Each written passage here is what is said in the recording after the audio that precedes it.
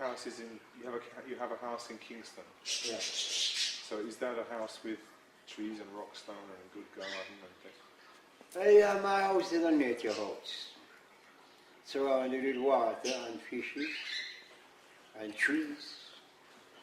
It's not even like a house for living. It's just like a hut in the nature, and with birds. What kind of birds? Pigeons, dove, white dove, and pigeons, and special birds with black and white colors and things like that.